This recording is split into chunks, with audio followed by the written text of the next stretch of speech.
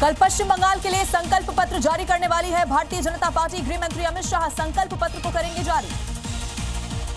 कल राज्यसभा सदस्यता की शपथ लेने वाले हैं बिहार के सीएम नीतीश कुमार। पीएम मोदी और गृह मंत्री अमित शाह से कर सकते हैं मुलाकात। आज शाम जेडीयू के राष्ट्रीय परिषद की होने वाली है एक महत्वपूर्ण बैठक। बिहार को लेकर कल बीजेपी की भी एक बैठक होगी। सीएम के नाम पर इसमें होगी चर्चा। 3 राज्यों में विधानसभा चुनाव के लिए वोटिंग है जारी। असम में 126 सीटों पर मतदान। केरलम और पुडुचेरी में भी डाले जा रहे हैं वोट। 722 उम्मीदवारों की किस्मत का होगा फैसला। केरलम विधानसभा की 140 सीटों पर भी वोटिंग है जारी। चुनाव मैदान में 890 उम्मीदवार। पुडुचेरी में 30 सीटों के लिए 9 लाख से ज्यादा वोटर कर रहे हैं मतदान।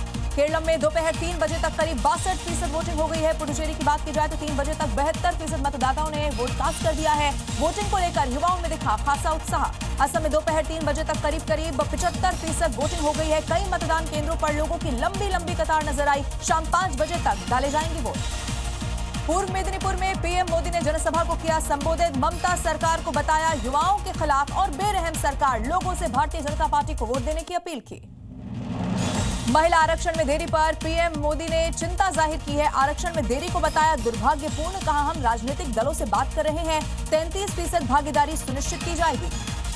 यूपीएटीएस की पूछताछ में आतंकी शाकिब ने कर दिए हैं कई बड़े खुलासे। अबू बकर के लिए स्लीपर सेल की तरह बी टीम कर रही है काम। बी टीम की तलाश में अब जुटी हुई है एजेंसियां।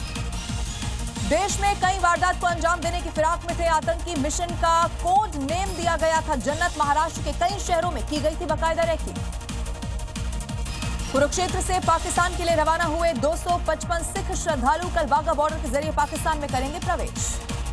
सिक्किम में भारी बर्फबारी के कारण फंसे सैकड़ों टूरिस्ट। भारतीय सेना ने लोगों को बचाने के लिए एक बड़ा ऑपरेशन चलाया। करीब 150 पर्यटकों को सुरक्षित बचा लिया गया। इंदौर नगर निगम में वंदे मातरम गाने पर बवाल की खबर। कांग्रेस पार्षद फौजिया खान का वंदे मातरम गाने से इनकार। हंगामे के बाद सभापति ने कांग्रेस पार्षद को सदन से निकाल दिया बाहर। राजस्थान के बांसवाड़ा में खाद्य विभाग ने छापा मारा। गैस की कालाबाजारी पर बड़ी कार्रवाई की जानकारी। मौके से 18 सिलेंडर और रीफिलिंग मशीन को कर लिया गया जब्त। महाराष्ट्र के नासिक में आईटी कंपनी में हिंदू कर्मचारियों के धर्म परिवर्तन की बड़ी साजिश का खुलासा। जहां जूनियर लड़कियों के साथ यौन शोषण के बाद धर्म परिवर्तन। पुलिस ने 6 मुस्लिम कर्मचारियों को इसमें गिरफ्तार किया। तुर्की के इस्तांबुल में अमेरिका और इजरायल का विरोध। अमेरिकी और इजरायली हमले के विरोध में प्रदर्शन किया गया। दूतावास के बाहर लोगों ने नारेबाजी की है। लेबनान पर इजरायली हमले के विरोध में लंदन में हुआ प्रदर्शन। जहां इजरायली दूतावास के बाहर लोगों ने सड़क को जाम कर दिया। हमले रोकने की मांग रखी गई। सीजफायर को लेकर कल पाकिस्तान में होगी महत्वपूर्ण बातचीत। जहां अमेरिका की तरफ से जेडी वेंस, विटकॉफ और कुशनर इस्लामाबाद के लिए रवाना। ईरान की तरफ से गरीबाफ होंगे इस बातचीत में शामिल। ईरान अमेरिका सीजफायर पर लग सकता है ग्रहण। ईरानी संसद के स्पीकर का बड़ा बयान। बोले प्रस्ताव में 3 शर्तों का है उल्लंघन। ऐसी हालत में बातचीत करना बेमानी होगी। विदेश मंत्री अरागची ने भी सवाल उठाए। सीजफायर के बीच डोनाल्ड ट्रंप का बड़ा बयान। कहा ईरान को कुचलने के लिए अभी भी तैनात हैं हमारे जवान। मिडिल में अभी भी फाइटर जेट और हथियार है मौजूद। लेबनान में इजरायल के भीषण हमले लगातार जारी। पिछले 24 घंटे में 254 लोगों की मौत की खबर। सैकड़ों हो गए हैं जख्मी। इजरायल की बमबारी में कई बिल्डिंग हुई तबाह बर्बाद। इजरायली हमले में मलबे में तब्दील हुए कई सारे मकान। बमबारी के बाद पूरा इलाका तबाह हुआ। इस मलबे से शवों की तलाश करते हुए नजर आए हैं लोग।